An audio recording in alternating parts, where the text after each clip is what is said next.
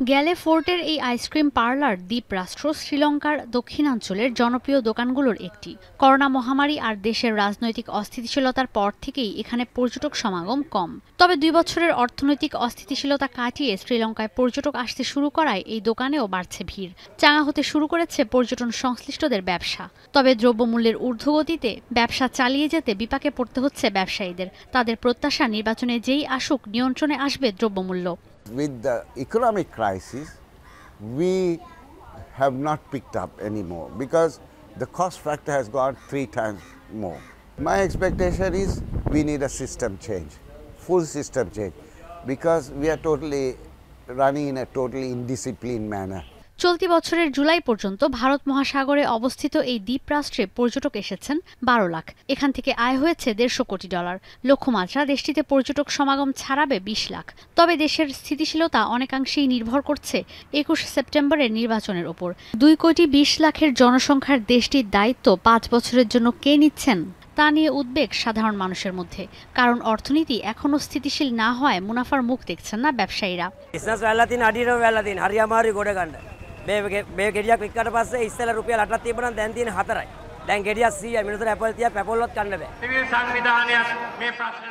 আসন্ন নির্বাচনে প্রতিদ্বন্দ্বিতা করবেন বর্তমান প্রেসিডেন্ট রনিল বিক্রমাসিংহে, বিরোধী দলীয় নেতা সাজিথ প্রেমাদাসা ও মার্ক্সবাদী ঘরানার আইন প্রণেতা সংসদ সদস্য অনুরা কুমারা দিসানায়েক। দেশে রাজনীতির পালাবদলের পর এটাই প্রথম নির্বাচন।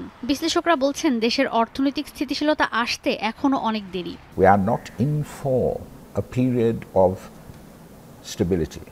We are going to have a fair amount of instability and tension. I think that perhaps some of the political parties will come down very strongly in terms of human rights violation, using of draconian laws to keep the population under control, and that will only nurture further violence down the line. তারা বলছেন দেশের ইতিহাসে প্রথমবারের মতো যারা শ্রীলঙ্কায় সরকার পতন ঘটিয়েছেন তারাও এই নির্বাচনে ভূমিকা রাখবেন।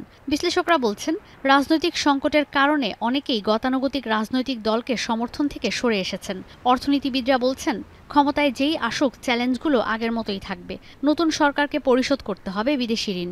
Whatever party comes in, the challenges are still the same, and if they don't deliver on those areas, then there is that cautious optimism might turn into pessimism and worries 3-4 years down the line whether our debt sustainability is really holding and whether we need to relook at that again. 2022 সালে শ্রীলঙ্কার অর্থনৈতিক অস্থিতিশীলতা চরমে পৌঁছায়। সে সময় দেশটিতে ডলারের রিজার্ভে এত ঘাটতি সৃষ্টি হয়েছিল যে জ্বালানি সার আর যন্ত্রপাতি কিনতে পারছিলেন না শ্রীলঙ্কানরা। মূল্যস্ফীতি পৌঁছেছিল 70% পর্যন্ত। মুদ্রার অবমূল্যায়ন হয়েছিল 45% পর্যন্ত। ঘণ্টার পর ঘণ্টা বিদ্যুৎ বিচ্ছিন্ন থাকা, দীর্ঘ সময় লাইনে দাঁড়িয়ে থেকেও জ্বালানি না পাওয়া আর হাসপাতালগুলো ওষুধ শূন্য হয়ে পড়া সে সময় হয়ে পড়েছিল নিয়মিত ঘটনা। পেট্রোল আর ডিজেলের দর বেড়ে গিয়েছিল নাটকীয়ভাবে। এর প্রতিবাদে 2022 সালের এপ্রিলে সারা দেশে বিক্ষোভে নামেন হাজার হাজার মানুষ। মে মাসে প্রথমবারের মতো ঋণের কিস্তি পরিশোধে ব্যর্থ হয় শ্রীলঙ্কা। চরম বিক্ষোভের মুখে জুনে পদত্যাগ করে দেশ থেকে পালিয়ে যান গোতাবায়া রাজাপাকসে।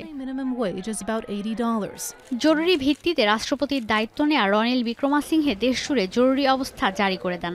আন্তর্জাতিক মুদ্রা তহবিলের কাছ থেকে দেশ পুনর্গঠনে $290 কোটি ঋণ চুক্তি করেন তিনি। লক্ষ্য মূল্যস্ফীতি আর সুদের হার এক অঙ্কে নিয়ে আসা। অর্থনৈতিক আর রাজনৈতিক অস্থিতিশীলতার পর দেশটিতে 21 সেপ্টেম্বর প্রথমবার অনুষ্ঠিত হবে প্রেসিডেন্ট নির্বাচন। ঈশিতা ব্রহ্ম, এখন বিশ্ব। কালার এক্সপার্ট, জর্জ স্যাপ এবং মাইল্ড অন হ্যান্ডস টেকনোলজি সমৃদ্ধ অরিক্স ক্রিস্টাল ওয়াশ আপনার লন্ড্রি এক্সপার্ট।